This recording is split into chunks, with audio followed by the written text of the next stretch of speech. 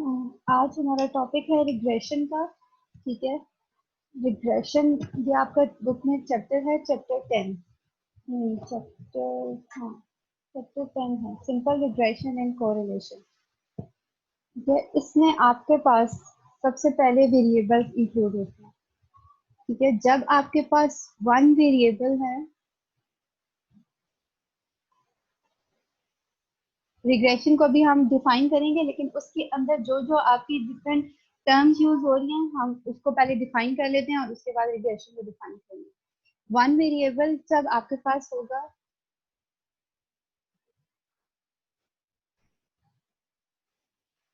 ये आपका one variable dependent variable के अंदर आएगा। ठीक है, डिपेंडेंट वेरिएबल के अंदर। और इंडिपेंडेंट वेरिएबल के अंदर आपके पास more than one variable include होंगे। ठीक है, more than one variable. Dependent variable के अंदर आपके पास वन वेरिएबल इंक्लूड होगा एंड इंडिपेंडेंट वेरिएबल के अंदर आपके पास more than one variable include होंगे। ठीक है, वन भी हो सकते हैं, one and more than one, one and more than. ठीक है, वन भी हो सकते हैं, टू भी हो सकते हैं, थ्री, फोर, जितने आपके वो डाटा के अंदर होंगे उतने आप इसके अंदर वेरिएबल्स आप यूज कर सकते हैं। ठीक है, डिपेंडेंट वेरिएबल आपके पास क्या है? डिपेंडेंट वेरिएबल आपके रैंडम वेरिएबल्स होते हैं।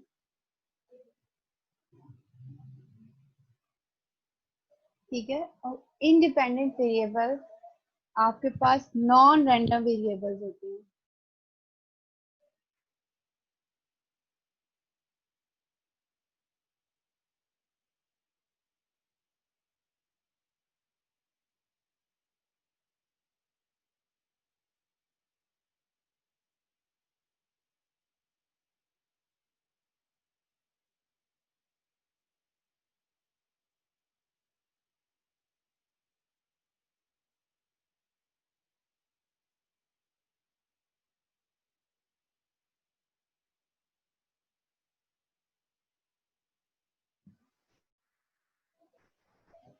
अच्छा, आपके पास डिपेंडेंट वेरिएबल जो है वो आपके रैंडम वेरिएबल्स हैं और इंडिपेंडेंट वेरिएबल्स आपके इंक्लूड होते हैं नॉन रैंडम वेरिएबल्स के अंदर। ठीक है, और इंडिपेंडेंट रैंडम वेरिएबल्स में आपके पास वैल्यूज जो है वो चेंज हो सकती हैं। ठीक है, और इन इंडिपेंडेंट वेरिएबल्स के अंदर आपकी जो है वो फिक्स्ड वैल्यूज होती हैं। आपको फिक्स गिवन एक वैल्यू दी जाती है। ठीक है, fixed value. Non random variables आपके फिक्स्ड होते हैं। ठीक है, और रैंडम वेरिएबल्स का मतलब होता है कि चांस पे डिपेंड करता है, हर बार वो चेंज होता रहता है। ठीक है, रैंडम का मतलब होता है हर बार आप जो भी अप्लाई करते हैं तो आपकी डिफरेंट वैल्यू आती है। ठीक है, डिफरेंट आउटकम आता है, तो इसलिए आप उसको कहते हैं कि वो चेंज हो सकती है। लेकिन इंडिपेंडेंट वेरिएबल है, नॉन रैंडम है, मतलब कि हमें उसका पता है कि आपने जो अप्लाई करेंगे तो वो क्या चीज होगी, वो पहले से फिक्स होती है, वो आपको पता होता है, इसलिए हम उसको कहते हैं कि वो फिक्स वैल्यू है। ठीक है, और ये दोनों डिपेंडेंट एंड इंडिपेंडेंट जो हैं, डिपेंडेंट एंड इंडिपेंडेंट वेरिएबल्स, ये दोनों आपके यूज होते हैं रिग्रेशन के अंदर। रिग्रेशन इक्वेशन कह लें आप इसको रिग्रेशन मॉडल भी कह सकते हैं। ठीक है, इसके इक्वेशन के अंदर या मॉडल के अंदर आप ये दोनों वेरिएबल्स आप यूज करते हैं। ठीक है, क्यों यूज करते हैं? For prediction and making inference।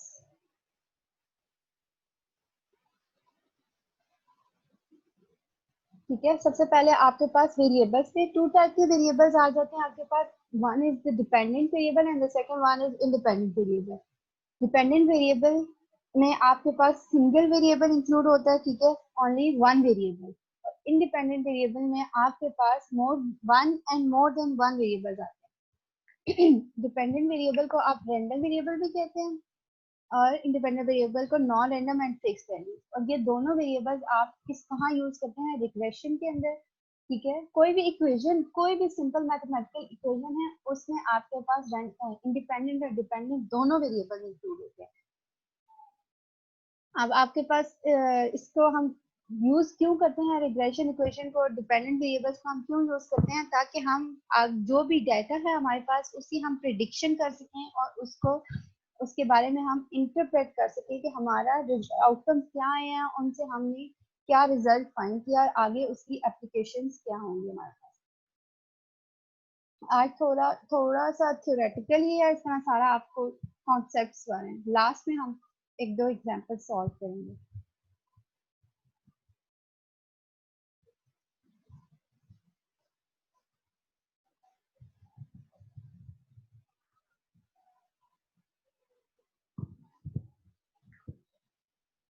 अब है आपके पास regression relation.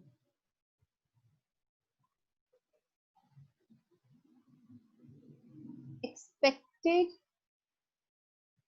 Value of dependent variable and independent variable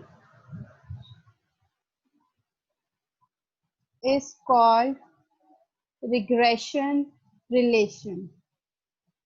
ठीक है, रिग्रेशन रिलेशन क्या है आपके पास, the expected value of dependent variable and independent variable is called regression relation. अब एक्सपेक्टेड वैल्यू क्या है, आप लोगों ने पहले ये पढ़ा हुआ है एक्सपेक्टेड वैल्यू। एक्सपेक्टेड वैल्यू आपकी क्या होती है, मीन होता है आपका। ठीक है, expectation of x is equal to mu, ये आप लोगों ने पहले पढ़ा है ना। ठीक है, ये वही है expected value of dependent variable and independent variable. Let's suppose आपके पास इक्वेशन है, simple equation y is equal to a plus b x. ठीक है, ये आपके पास सिंपल एक इक्वेशन है। अब इसमें आपके पास डिपेंडेंट एंड इंडिपेंडेंट कौन से वेरिएबल्स हैं, सबसे पहले आपने ये चेक करना है। ठीक है, जब आप यहाँ पे x की वैल्यू डालेंगे, पहले तो देखने के वेरिएबल्स कौन से, सबसे पहले वेरिएबल आपके पास y एंड x, ये आपके पास टू वेरिएबल्स हैं। ठीक है, तो अब इसमें डिपेंडेंट एंड इंडिपेंडेंट वेरिएबल कौन सा है, देखिए y की वैल्यू आपकी डिपेंड कर रही है किसके ऊपर, x की वैल्यू के ऊपर। ठीक है, x की वैल्यू आपको पता होगी तो आप y की वैल्यू फाइंड कर सकते हैं ना।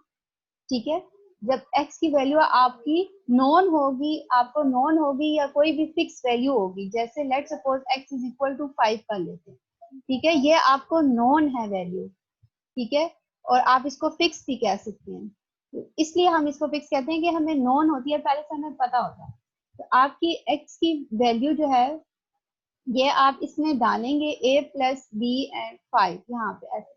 ठीक है, और a और b जो आपके कोई कांस्टेंट नंबर्स हैं। ठीक है, इनको आप एस्टिमेट से आप इनको इनकी भी वैल्यूज डालेंगे तो ये आपकी y की वैल्यू आएगी। ठीक है, इसका मतलब है कि आपकी y की वैल्यू जो है वो किस पे डिपेंड कर रही है, x के ऊपर। x होगा तो तभी हम y की वैल्यू फाइंड कर सकते हैं।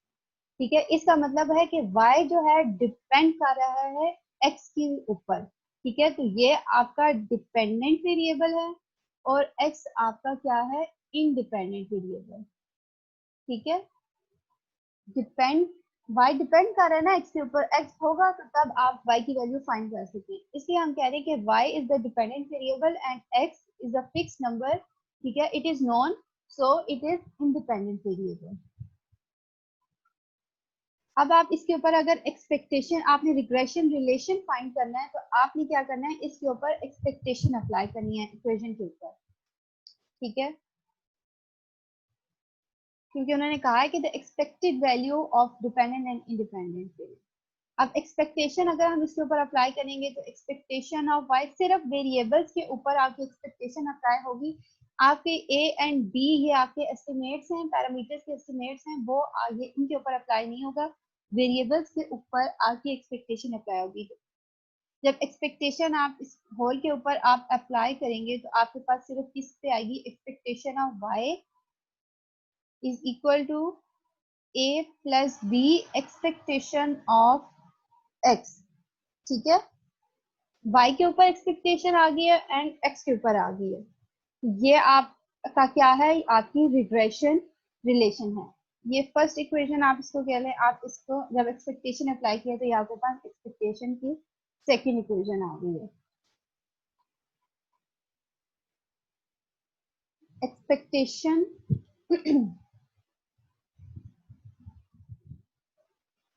यहाँ पे आपके पास दो पॉइंट्स हैं ए एंड बी।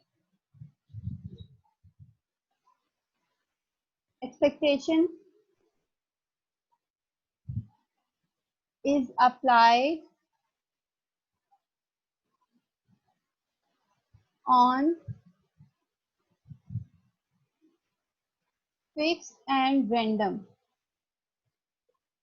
variables, ठीक है। फर्स्ट आपका अभी मैंने आपको बताया कि आपकी सिर्फ एक्सपेक्टेशन अप्लाई किससे होगी, फिक्स एंड रैंडम वेरिएबल से। एक्स आपका फिक्स वेरिएबल है और वाई आपका रैंडम वेरिएबल है, ठीक है। डिपेंडेंट इंडिपेंडेंट भी आप इनको कह सकते हैं।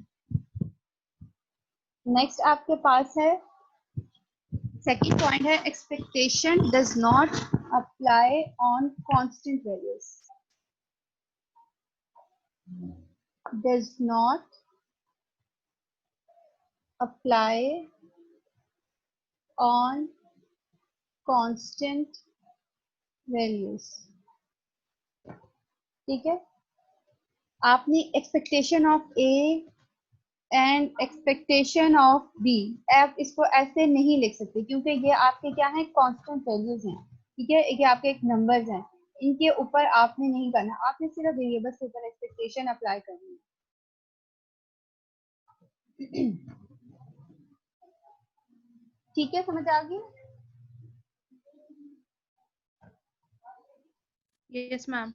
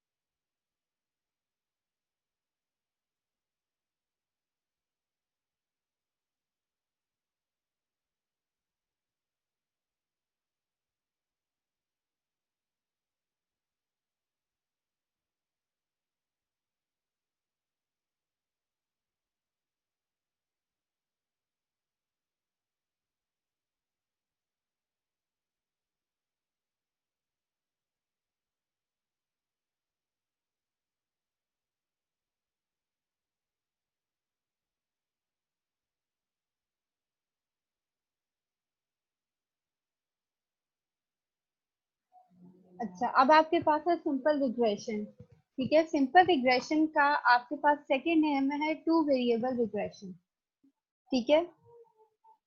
इसके अंदर आपके पास टू वेरिएबल रिग्रेशन का यही मतलब है कि आपके पास सिंपल इक्वेशन है y is equal to a plus b x, ठीक है। आपके पास एक इक्वेशन तभी बनती है जब आपके पास वेरिएबल्स होते हैं, ठीक है। y is equal to a, y is equal to b, इस टाइप की ये, इसको तो आप एक इक्वेशन नहीं कह सकते ना, ठीक है।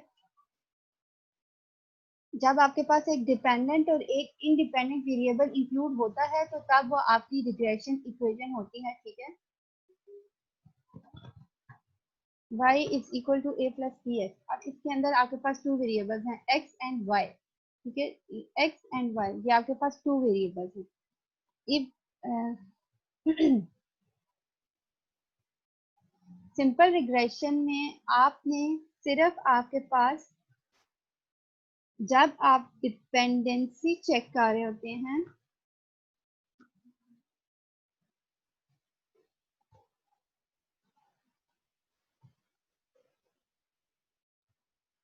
वेरिएबल की, ठीक है, किस पे, सिंगल इंडिपेंडेंट वेरिएबल या वेरिएबल, आप डिपेंडेंट वेरिएबल यहाँ पे करें। डिपेंडेंट वेरिएबल ही आपका डिपेंड कर रहा होता है ना, तो जब आप डिपेंडेंट वेरिएबल की डिपेंडेंसी चेक करेंगे किसके ऊपर, सिंगल इंडिपेंडेंट वेरिएबल के ऊपर। अभी यहाँ पे आपके पास एक ही इंडिपेंडेंट वेरिएबल सिर्फ x है, ठीक है, एक सिंगल वेरिएबल है आपके पास।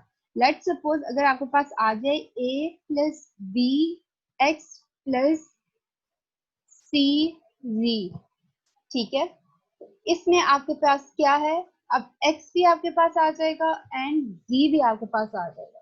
ठीक है, तो यहाँ पे आपके पास कितने वेरिएबल्स आपके पास इन्वॉल्व हो जाते हैं, इंडिपेंडेंट आपके पास कितने हो जाएंगे, 2 हो जाएंगे। ठीक है, ये 2 इंडिपेंडेंट वेरिएबल्स आपके पास आ जाएंगे। ये आपका फिर सिंपल रिग्रेशन में नहीं आएगा। ठीक है, ये आपका किस में आएगा, मल्टीपल रिग्रेशन।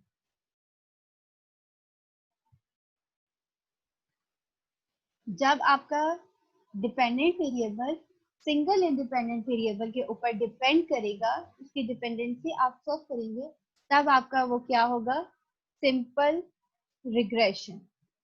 ठीक है, जब आपके इक्वेशन के अंदर more than one independent variable आ जाएंगे, इसमें अब आपके पास 2 इंडिपेंडेंट वेरिएबल आ गए हैं, तो वो आपका किसको फॉलो करेगा, मल्टीपल रिग्रेशन को। आपका डिपेंडेंट वेरिएबल हमेशा सिंगल ही रहेगा, वन ही रहेगा। y जो है इस साइड पे जो है वो वन वेरिएबल ही रहेगा, डिपेंडेंट वेरिएबल। लेकिन आपके इंडिपेंडेंट वेरिएबल क्या हो सकते हैं, वो आपके चेंज हो सकते हैं, और नंबर ऑफ इंडिपेंडेंट वेरिएबल आपकी क्या हो सकती है, चेंज हो सकती है।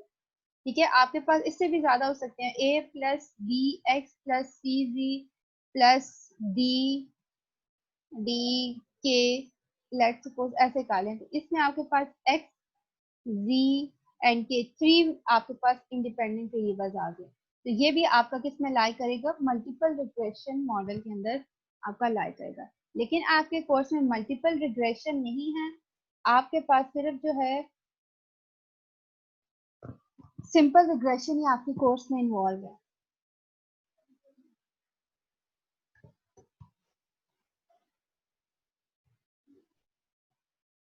लेकिन आपको डिफरेंस पता होना चाहिए कि मल्टीपल में एंड सिंगल रिग्रेशन में आपका क्या डिफरेंस है।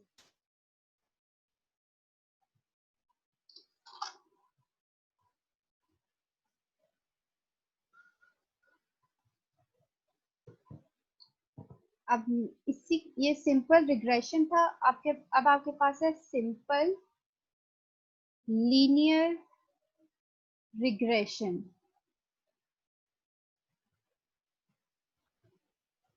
फर्स्ट आपके पास है सिंपल रिग्रेशन, अब आपके पास है सिंपल लीनियर रिग्रेशन। इसमें आपने सिर्फ चेक किया था कि आपका जो है वो इंडिपेंडेंट वेरिएबल क्या था, वन इंडिपेंडेंट वेरिएबल था, इसलिए हमने इसको सिंपल रिग्रेशन कहा था। अब यही वाली इक्वेशन यूज करेंगे हम सेकंड के अंदर। ठीक है, इसमें भी आपके पास वन वेरिएबल ही होगा, y is equal to a plus b x. लेकिन इसमें हम क्या करेंगे, जो भी हमारे पास आंसर आएगा, ठीक है, y की जो भी वैल्यूज आएंगी, x की वैल्यूज आएंगी आपके पास, इनको आप क्या करेंगे, प्लॉट करेंगे एक ग्राफ के ऊपर। ठीक है, जब ये ग्राफ के ऊपर आप इसका ग्राफ बनाएंगे, ठीक है, इन वैल्यूज को आप प्लॉट करेंगे, आप इनको प्लॉट करेंगे तो आपके पास एक जो है वो स्ट्रेट लाइन आएगी।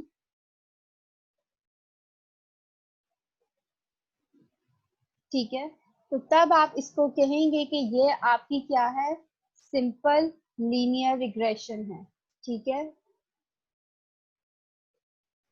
आपने सिंपल रिग्रेशन के अंदर सिंपल आपने बताया कि आपके पास 2 वेरिएबल्स हैं। ठीक है, आप इनको 2 वेरिएबल रिग्रेशन भी कहते हैं क्योंकि x एंड y है, लेकिन इसके अंदर डिपेंडेंट सिर्फ एक है। सिंपल लीनियर के अंदर आपने क्या करना है कि आपने लीनियर का मतलब होता है कि आपकी पावर जो है इनकी x और y दोनों की पावर क्या है, 1 है। ये तो आपको पता है ना, पावर जो है 1 होती है तो आप उसको लीनियर कहते हैं। अगर आपके पास y is equal to a plus b x square आ जाए, इस टाइप का आ जाए, तो ये आपकी फिर किस में आ सकती है, ये आपकी क्वाड्रेटिक में आ सकती है। ठीक है, अब ये आपकी सिंपल क्या है, लीनियर, इनकी पावर है 1। ठीक है, तो ये आपकी सिंपल लीनियर है, और आपने इनको जब प्लॉट करेंगे तो आपके पास एक स्ट्रेट लाइन इक्वेशन आनी चाहिए। ठीक है, जब आपके पास स्ट्रेट लाइन आएगी तो तब आप इसको कहेंगे कि ये आपकी सिंपल लीनियर रिग्रेशन इक्वेशन है। ठीक है, और अगर आपके पास ऐसे कई स्ट्रेट लाइन किसी तरह भी हो सकती है, अपवर्ड हो सकती है आपके पास, डाउनवर्ड भी हो सकती है, पॉजिटिवली इंक्रीज भी कर सकती है, और आपके पास पॉजिटिवली डिक्रीज भी कर सकती है। आपके पास जो है वो ऐसे भी आ सकती है। ठीक है, डिफरेंट आपकी शेप्स आ सकती हैं। ये आपकी स्ट्रेट लाइन इक्वेशन हो जाएगी और आपको सिंपल लीनियर रिग्रेशन कहेंगे इसको।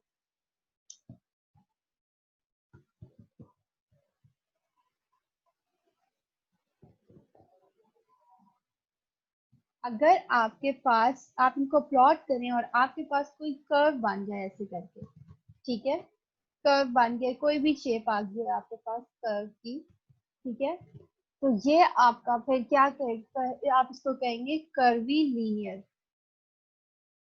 ये आपकी स्ट्रेट लाइन इक्वेशन ही होगी, कर्वी लीनियर, ठीक है। ये आपकी सिंपल लीनियर रिग्रेशन होगी और आप ये वाली जो होगी ये आपकी curvy linear regression equation.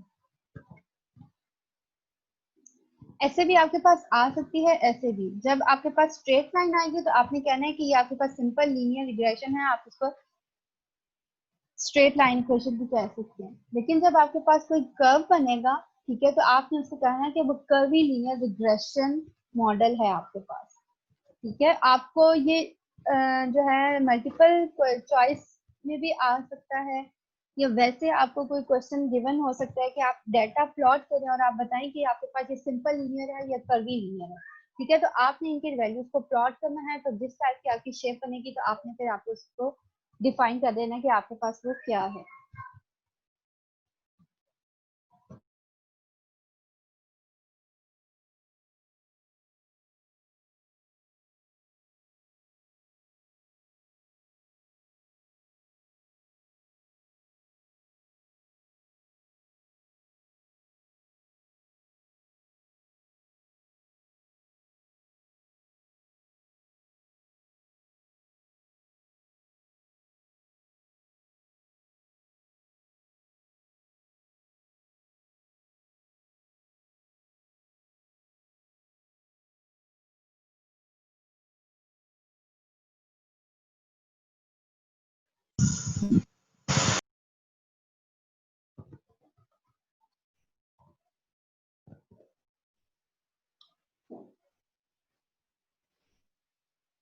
Types of variables in regression.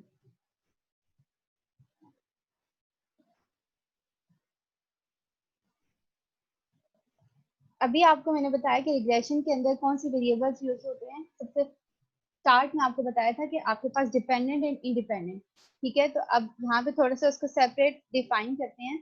First आपके पास आता है, टू टाइप्स हैं आपके पास, ठीक है, टू टाइप्स हैं आपके पास वेरिएबल की रिग्रेशन के अंदर। फर्स्ट वाला है आपके पास डिपेंडेंट वेरिएबल एंड नेक्स्ट है आपके पास इंडिपेंडेंट वेरिएबल। अब आप फर्स्ट को एक्सप्लेन करते हैं। फर्स्ट को आपने कैसे एक्सप्लेन करना है, a variable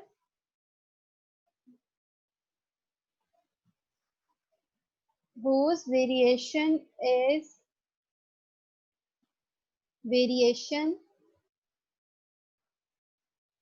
we try to explain, ठीक है। ऐसा वेरिएबल जिसकी हम कोशिश कर रहे थे कि उसकी वेरिएशन आप जो है वो बता सकें, कि उसकी जो आपने y अगर फाइंड किया है तो उसकी वैल्यूज में आपकी कितनी वेरिएशन आ रही है, ठीक है। उसकी y की वैल्यू को आपने एक्सप्लेन करना है, तो वो आपका डिपेंडेंट वेरिएबल आएगा। जब इंडिपेंडेंट वेरिएबल होता है तो वो आपके पास वो वाला वेरिएबल है, is a variable which is used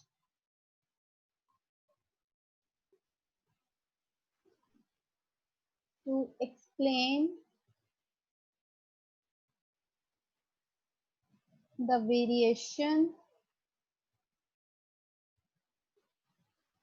in the dependent variable, ठीक है। वेरिएबल, डिपेंडेंट वेरिएबल वो वेरिएबल है जिसकी आपकी वेरिएशन चेक करनी है, ठीक है, और आपने एक्सप्लेन करना है कि आपकी वो वेरिएशन क्या है, हम उसकी वेरिएशन को आपको एक्सप्लेन करना चाह रहे हैं।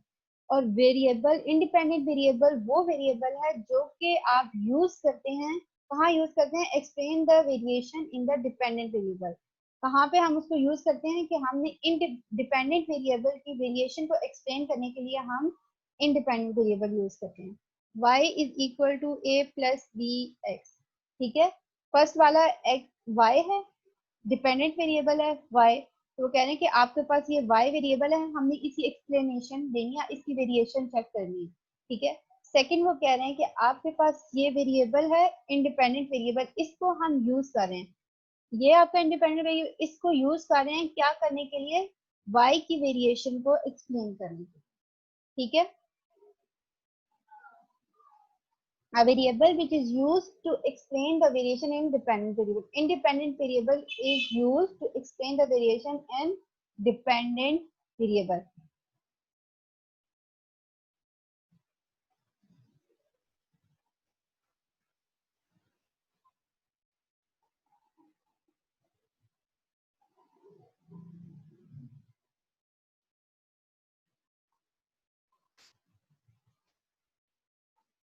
Linear mathematical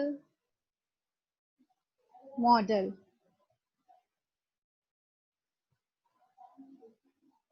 इसको आप डिटर्मिनिस्टिक भी कहते हैं, डिटर्मिनिस्टिक मॉडल।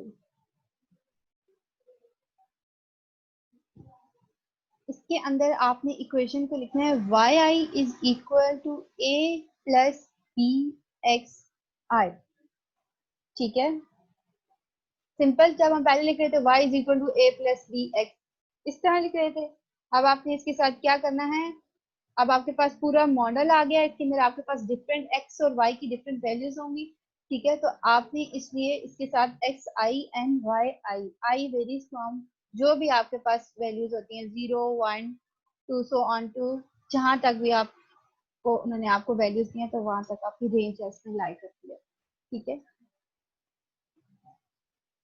ये आपकी एक्सप्लेन क्या करती है इक्वेशन, इसकी इंटरप्रिटेशन आपके पास है। इस इक्वेशन को हम कैसे डिफाइन करते हैं या इसको इंटरप्रेट कैसे करते हैं, this equation describes one unit change in y, ठीक है। This equation describes one unit change in y is due to one unit change in x, ठीक है। कह रहे हैं कि ये आपकी इक्वेशन क्या डिस्क्राइब करिए कि अगर आपके पास one unit change in y है, ठीक है, y के अंदर एक यूनिट चेंज आ रहा है, तो वो क्यों आ रहा है, क्योंकि आपके x के अंदर भी वन यूनिट चेंज आया है, इस वजह से y के अंदर भी आपका वन यूनिट चेंज आ रहा है। अगर आपके पास जो है x के अंदर आपके पास आया है टू यूनिट चेंज आ रहा है, अगर आपके पास टू यूनिट चेंज आ रहे हैं तो आपके पास y के अंदर भी टू यूनिट चेंज आएगा, ठीक है। क्योंकि आपका y जो है वो x के ऊपर डिपेंड कर रहा है ना, कि जितना x के अंदर चेंज आएगा उतना ही आपका y के अंदर भी चेंज आएगा। चलिए हम दोबारा से ज्वाइन करें, टाइम इसका एंड हो गया। निसार आपने स्क्रीनशॉट लिया? यस मैम, ले लिया है।